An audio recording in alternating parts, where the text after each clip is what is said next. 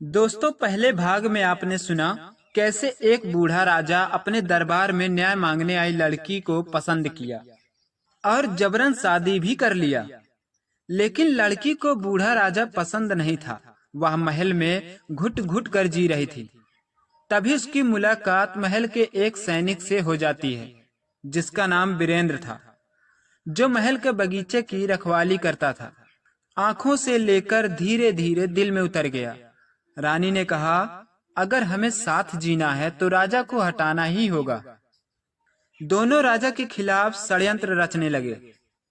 तभी महल की एक दासी को इनके षड्यंत्र का पता चल गया। दासी राजा को सारी खबर बता दी। राजा यह सुनकर आग बबूला हो गया। उसने कहा, अब मैं इन्हें ऐसा सबक सिखाऊंगा कि इनकी 7 पीढ़ियां तक याद रखेंगी। राजा भी गुप्त तरीके से सैनिकों को तैयार किया और वह रात आ गई जिस रात। दोस्तों, यहाँ तक आपने पहला भाग सुना।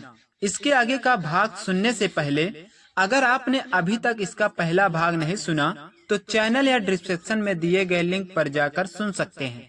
साथ ही कमेंट में जरूर बताएं कि आपको कैसी कहानियाँ पसंद हैं, ताकि हम आपकी मनपसंद कहानियाँ ला सकें।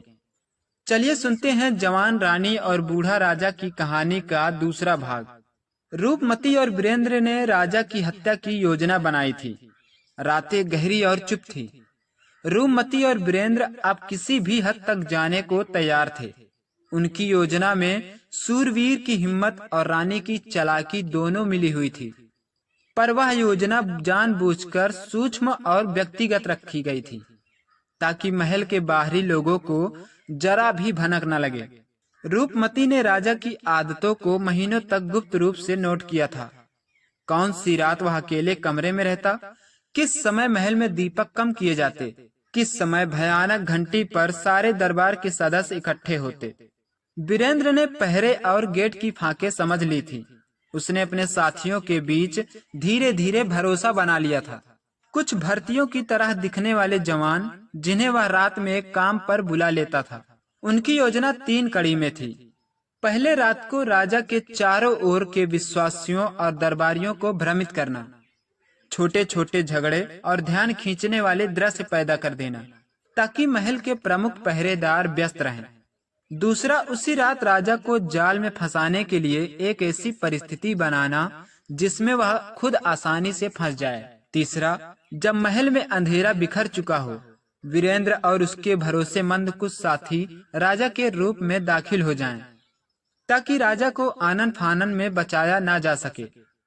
रूपमती ने अपने श्रृंगार के जरिए एक सुनहरा ताजा सा संकेत तय कर लिया, एक खास प्रकार का दीपक, जिसे उसने वीरेंद्र को पहले ही छिपाकर भेज दिया था। उस दीपक के रोशन होने का मतलब था, सब कुछ तैयार है, अब आगे बढ़ो। दोनों ने रात भर की तपस्या और इंतजार के बाद वो रात चुनी जब चांद भी आशिक रूप से ढका हुआ था। रूपमती के मुख पर कोई डर नहीं था, बस एक ठंडी सी ठहराव। वीरेंद्र के हाथ कांप रहे थे, पर उसके इरादे कठोर थे। दोनों ने सोचा, यही एक मौका है, या तो महल से भागना या इस डरावनी सत्ता को मिटा देना। पर महल की दीवारों के भी कान होते हैं, और इतिहास यह सिखाता है कि अत्याचार की आंखें हमेशा चौकन्नी रहती हैं। राजा ने आरंभ से ही लोगों के मन भाव, फुसफुसाहट और आंख मिचौली को पढ़ने की कला सीख ली थी। वह चालाक था और उसकी बूढ़ी आंखों में अब भी तेज चालाकी जल रही थी। दासी की खबर ने मात्र एक बीज की तरह काम किया, पर राजा ने उस बीज को बहता नहीं छोड़ा। उसने जानबूझकर सब कुछ ऐसा मोड़ा कि रूपमती और वीरेंद्र अपने ही जाल में फंसे दिखें। राजा ने पहली चाल यह चली कि उसने रात के उस समय में, जिस समय रूपमती और वीरेंद्र ने हमला करने की योजना बनाई थी, उसी समय पूरे महल में एक भव्य नवीन विजय का अभ्यास आयोजित करने का आदेश दिया। दरबार के कई लोग जिन पर वीरेंद्र ने भरोसा किया था, वह उसी अभ्यास में भाग लेने लगे। पर वे वीरेंद्र के साथी नहीं थे। वे राजा के गढ़े हुए विशेष सैनिक थे, जो सामान्य भर्तियों के वेश में थे। राजा ने यह भी सुनिश्चित किया कि महल के प्रमुख मार्गों पर कुछ पुराने कटीले लोहे के जाल लगाए जाएं, जिन्हें सिर्फ महल के खास लोग ही खोल पाएं। जब रात आई तब रूपमती ने अपना दीपक जलाया। वीरेंद्र दीपक को देखते ही समझ गया। वे दोनों चुपके से राजा के रूम की ओर बढ़े, पर जैसे ही वीरेंद्र ने पहला कदम रखा, महल की दीवारों से दरारें खुली ही नहीं, पर राजा की तैयारियों ने उन्हें घेर लिया। वेश बदल कर आए सैनिकों ने वीरेंद्र के साथियों को उसी तरह घेर लिया जैसे शिकारी शिकार को। वीरेंद्र के कदम रुक गए। सामने राजा खुद निकला, उसकी चाल सकुचित और ठंडी मुस्कान के साथ। तुमने सोचा था कि मेरे सिर को हटाना इतना आसान होगा?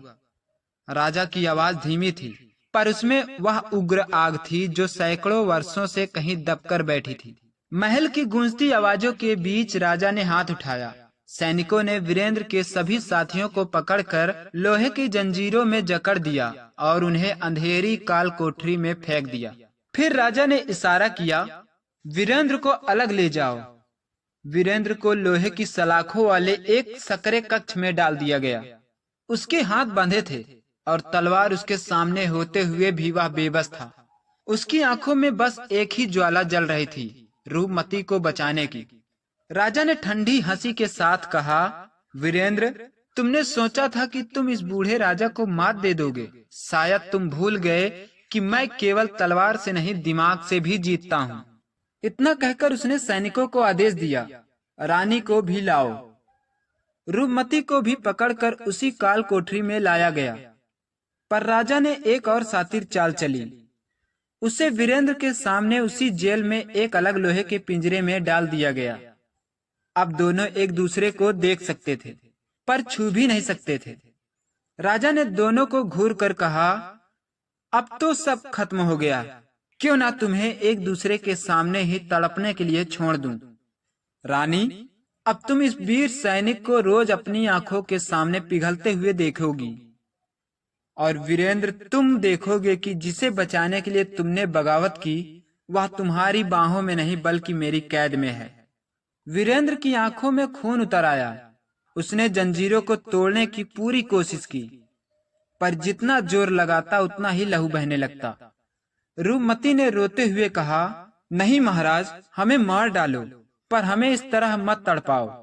राजा ठहाका लगाकर बोला, मारना बहुत आसान है रूपमती, पर तड़पाना यही असली मजा है। अब तुम दोनों जिंदगी भर एक दूसरे को देखोगे, पर पा नहीं सकोगे। यही है तुम्हारी सजा। इतना कहकर राजा भारी कदमों से वहां से चला गया। सलाखों के पीछे से जलते मसालों की रोशनी पड़ रही थी। रूपमती और वीरेंद्र दोनों की आंखों में सिर्फ आंसू थे, पर दिल में एक अधूरी तड़प। उनकी कहानी यहीं ठहर गई, जहां प्यार था पर साथ न था, जहां उम्मीद थी पर रास्ता न था। दोस्तों, यह थी जवान रानी और बूढ़ी राजा की भयावह और दर्दनाक कहानी। आपको यह कहानी कैसी लगी कमेंट में हमें जरूर बताएं, और चैनल को सब्सक्राइब करना ना भूलें। मिलते हैं अगली कहानी में एक दिलचस्प और मजेदार कहानी के साथ। तब तक इस कहानी का आनंद लेते रहें, मस्त रहें, खुश रहें।